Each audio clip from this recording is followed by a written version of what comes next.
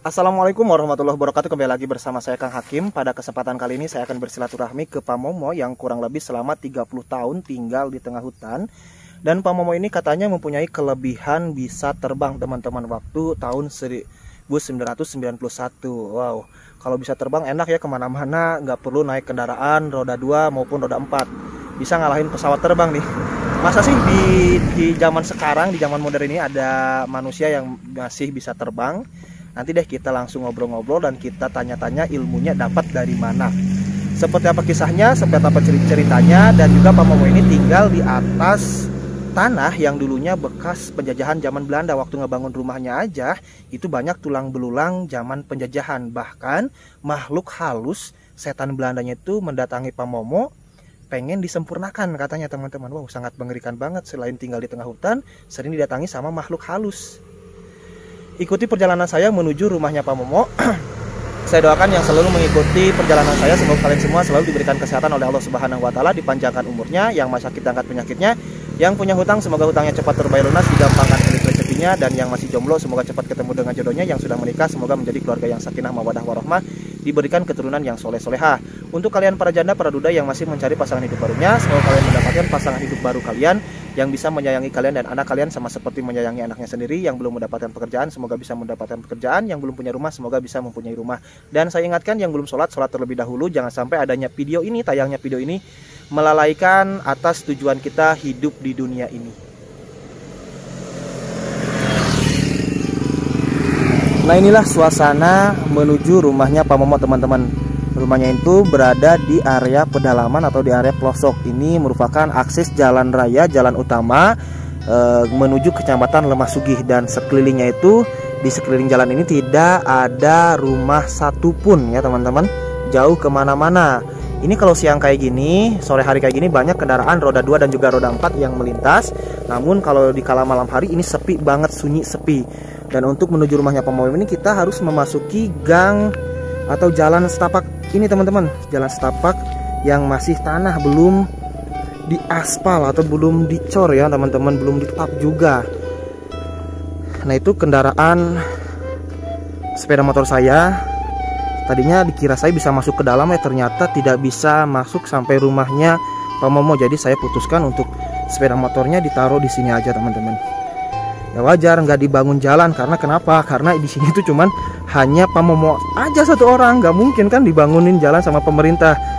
Terus dari jalan raya sana menuju rumahnya Pak Momo itu sekitar 1 kilo atau 500 meter kali ya. Udah deh, kalian ngikutin aja deh perjalanannya nih. Kira-kiranya ini ada nggak 1 kilo?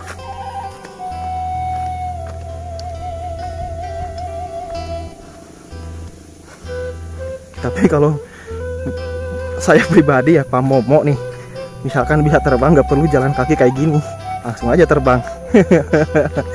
Dan saya juga mendapatkan informasi Pak Momo tinggal di sini bisa terbang itu dari Pak Adang. Pak Adang sebagai saksinya, teman-teman, sebagai saksi, karena waktu Pak Adang kelas 4 SD katanya atau apa, pernah melihat pertunjukan Pak Momo terbang. Bahkan tahun 91 tersebut Pak Momo itu masuk koran, kata Pak Adang. Pak Adang channel udah duluan tuh. Dan juga subscribe ya channel YouTube-nya Adang Channel. Ini yang rekomendasikan tempatnya Pak Momo ke saya. Itu ada ibu-ibu yang sedang sholawatan ya, teman-teman. Kedengaran nggak? Karena ini di area pegunungan pasti suara speaker masjid atau musola itu jelas banget. Nah, tidak ramai. Ini anginnya juga besar banget nih. Nah, itu rumahnya Pak Momo tuh, udah kelihatan dari sini, teman-teman.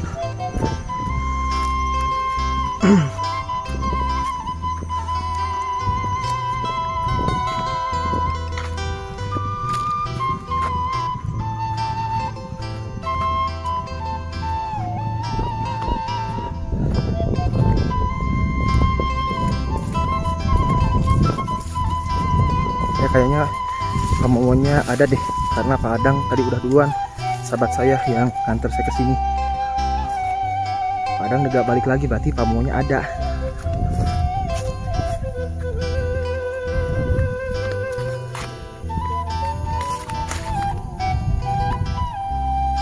Padang gimana, ada nggak Padang?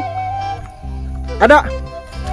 Nah ini Padang nih yang sebagai menjadi saksi ya bahwa Pak Momo itu bisa terbang, Padang ya? Ya. Oke, kita coba silaturahmi deh ke Pak Momo. Coba akses jalannya nih.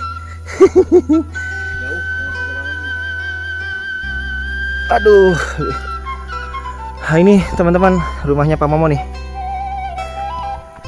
Oke.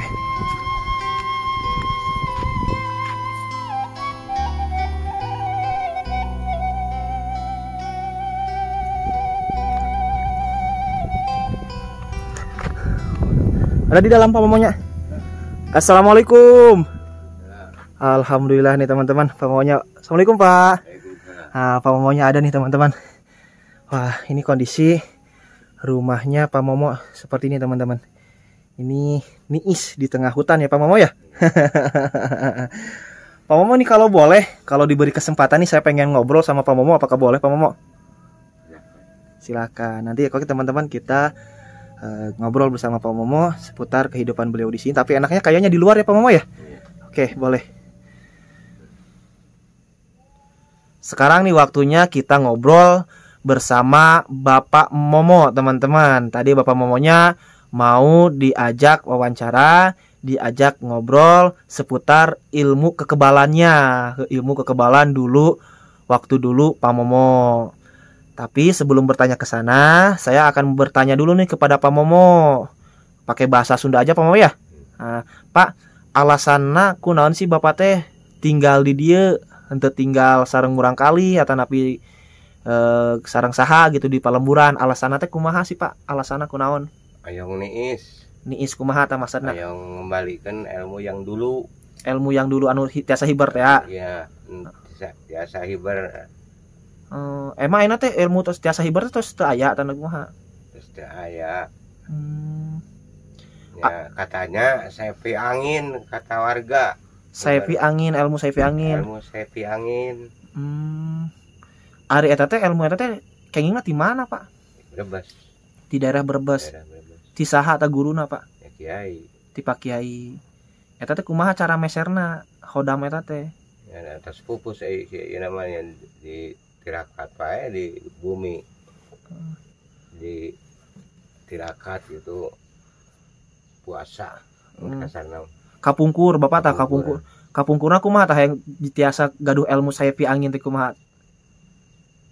Ya, di piurang naon ku guru teh gitu. Ya cita-cita nama ayong tiasa nyangan ka warga wae kanu berpoekeun nulung kanu butuh nalang kana susah teh. Bisi nyasa kalian pribadi gitu. Komo jeung umum. Yang tiasa tutulung. Nah, jadi teman-teman, Pak Momo ini alasan tinggal di sini tuh kenapa tidak tinggal bersama keluarganya atau sama anaknya, katanya pengen niis. Kalau dalam bahasa Sunda ya, pengen menyendiri, jauh dari hiruk pikuk keramaian. Pak Momo ini tidak tanpa alasan, karena tinggal di sini tuh pengen mengembalikan ilmu yang dulu yang sekarang sudah hilang ya Pak ya. Jadi istilahnya pengen tirakat lagi ilmu saifi anginnya supaya balik lagi, karena dulu Pak Momo pernah mempunyai ilmu saifi angin yang bisa terbang untuk membantu masyarakat yang kesusahan. Tujuan Pak Momo juga kan saya bertanya, tujuan utamanya pengen dapat ilmu saifi angin itu kenapa? Karena pengen membantu orang-orang yang kesusahan ya Pak Momo ya. Istilah tadi teh nyaangan kanu poeken, nulungan kanu nalangsa gitu dalam istilah bahasa Sunda ya Pak ya. Emang kalau upami kapungkur mah Pak bener tiasa hiber teh Pak teh? Nah, waktu sakapungkur mah koran dah, jadi di koran atau di presenten di koran gitu. Presenten ini transimigrasi nyanak koran nepungan gitu. Ya, nah koran kumaha tah maksudna Pak? Di koran kapungkur mah aya koran, aya korannya dibaca. Bapak Momo teh aya. Ya di koran. Oh jadi maksudnya Bapak pernah di koran kan atau napi kumaha Bapak teh? Pernah di korankeun. Bapak Momo teh nuju hiber teh. Eta nuju atraksi di mana Pak hiberna Pak? Di CKBR di sini daerah Sumedang. Kumaha ta atraksi acara naon Pak? Acara hajatan atau napi acara naon? ieu wae keur kedatangan ieu. Kedatangan penyakit hodam itu. Oh, nuju kedatangan hodamna. Pamomo teh hiber aya nu ngasupkeun kana koran. Karangan aya laporan langsung aya koran, aya wartawan. Oh. Eta teh emang Pak kalau ilmu Sayfi Angin teh urangna teu sadar hiber gitu teh. Sadar ya, kadang-kadang sadar kadang-kadang henteu teh. Tapi ada satuna pakung gua lai katingal ku batur mah keluarga hiber teh. Hiber kaluhur. Oh, jadi kantos ngetes. Kantos ngetes gitu ibaratkan abdi boga paniatan hayong ka Cirebon pamana hayong ka Talaga. Da ingat, da mah apa biasa padahal katingal ku batur mah hiber. Oke, bentar ya Pak ya. Nah, jadi teman-teman, waktu tahun 1991 Pak Momo itu pernah masuk radar Cirebon atau dalam koran ya Pak Momo ya.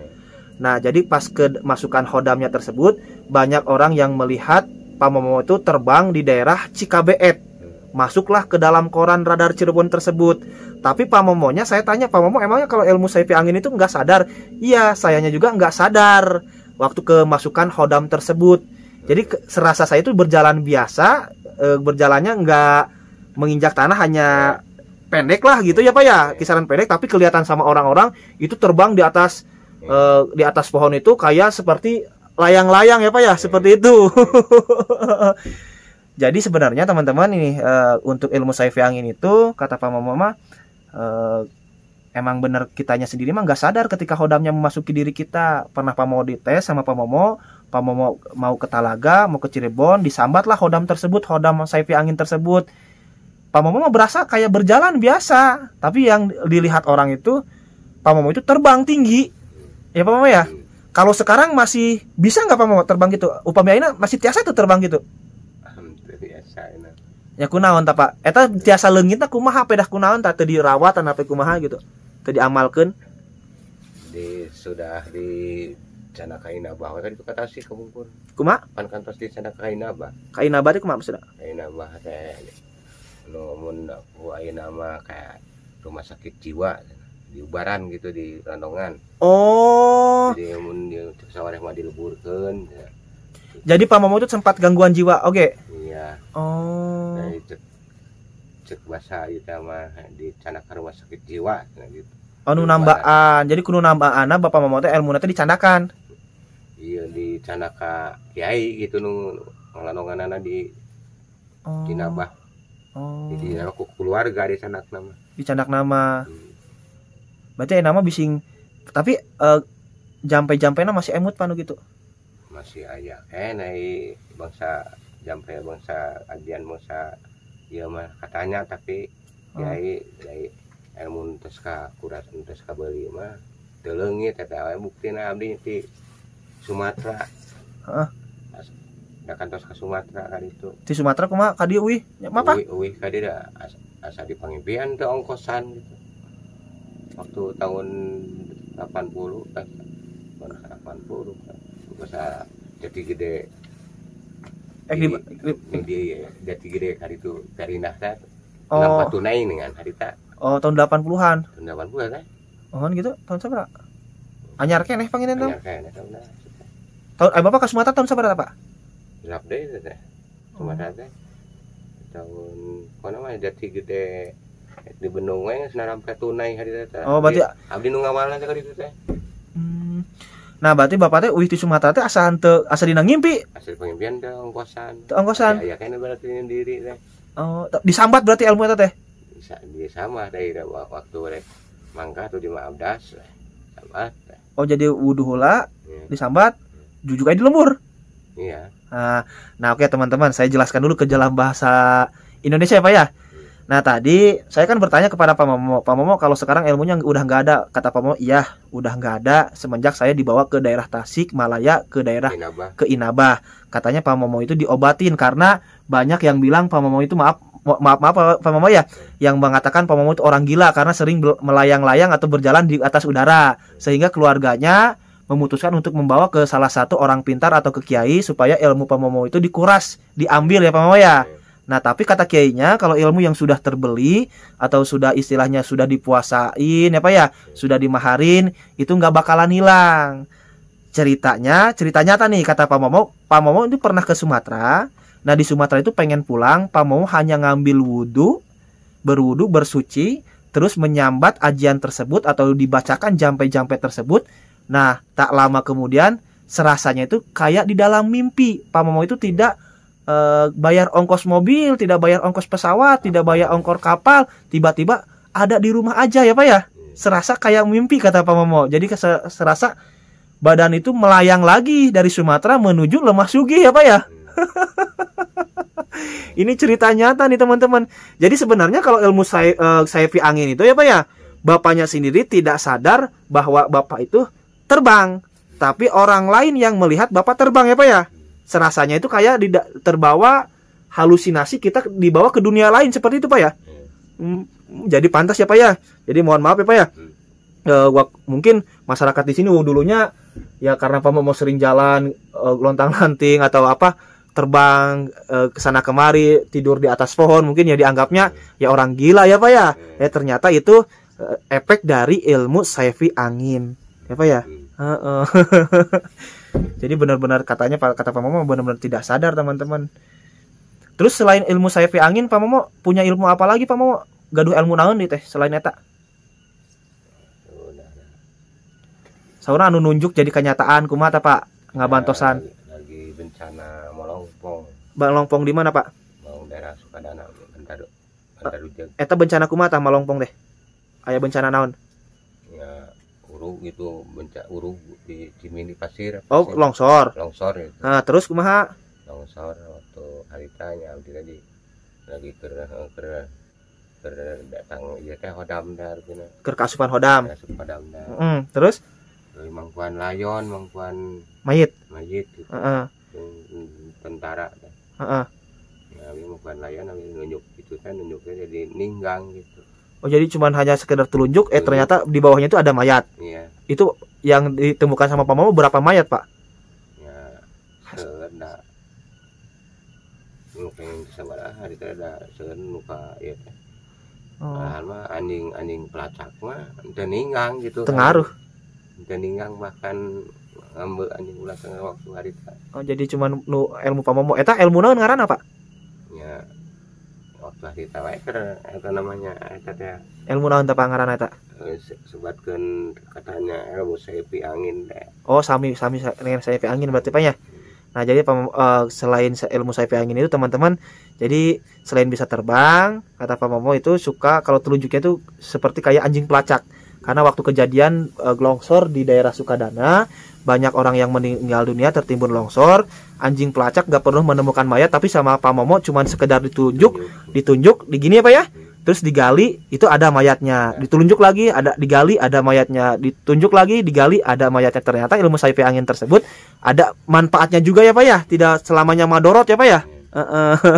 Dan sekarang Bapak lagi bertapa lagi pengen mengembalikan ilmu sayfi anginnya teman-teman. Nanti kalau misalkan udah kembali Pak kasih kabar, saya pengen lihat Bapak terbang itu kayak gimana. Jadi kalau misalkan bisa terbang, kita membuktikan benar gak sih di zaman sekarang ada orang yang bisa terbang gitu Pak ya. Boleh Pak? Oke, siap. Kalau sudah kembali ya Pak ya. Berarti ini sekarang lagi dalam proses pengembalian ilmu sayfi anginnya Pak ya. Sekarang gurunya udah meninggal dunia Pak ya. Oke. Ada lagi Kak Pak cerita lain, ilmu lain? Udah. Oke, terima kasih Pak Momo atas waktunya. Semoga Pak Momo selalu diberikan kesehatan, keberkahan hidupnya Pak Momo ya. Digampangkan milik rezekinya Pak. Ini mohon diterima Pak. Ada sedikit rezeki ya Pak ya. Mohon diterima ya Pak ya. Ini buat beli rokok aja deh Pak. Suka merokok kan Pak? Suka. Oke, terima kasih ya Pak Momo sudah diberi kesempatan untuk ngobrol. Itulah tadi teman-teman cerita Pak Momo tentang ilmu sayfi angin. Yang dulu Pak Momo bisa terbang, tapi sekarang ilmunya sudah hilang semenjak dibawa ke Inaba ya Pak ya. Karena banyak orang yang mengira Pak Momo itu orang gila, karena tidurnya di atas pohon, di atas genteng, terus kesehariannya melayang kemana. Dan benar ilmu sayfi angin itu menurut pengakuan Pak Momo sendiri, itu ketika hodamnya masuk ke dalam tubuh kita itu tidak sadarkan diri, seperti dibawa ke alam dunia lain, seperti kayak mimpi. Contohnya Pak Momo pulang dari Sumatera itu seperti kayak mimpi, tiba-tiba udah ada di rumah. Tapi ada manfaatnya juga teman-teman. Waktu kejadian di Malongpong, kata Pak Momo kan tadi dibilang Kalau anjing pelacak mah nggak pernah menemukan mayat, telunjuk Pak Momo berapa puluh kali, berapa ratus kali menemukan mayat. Tinggal bertelunjuk, digali ada mayatnya. Tinggal bertelunjuk, digali ada mayatnya. Dan mudah-mudahan sekarang ilmu saifi angin Pak Momo bisa balik lagi Pak Momo ya. Supaya saya dan teman-teman dan penonton lainnya bisa menyaksikan atraksi terbangnya Pak Momo waktu tahun 91 di daerah Cikampek, bahkan masuk radar Cirebon, masuk koran juga ya Pak Momo. Sampai ketemu di video selanjutnya, di video berikutnya. Silahkan untuk cerita Pak Momo, kalian mau percaya atau tidak, komentar di bawah, tapi dengan catatan komentar yang sopan. Saya Kang Hakim pamit undur diri. Wassalamualaikum warahmatullahi wabarakatuh.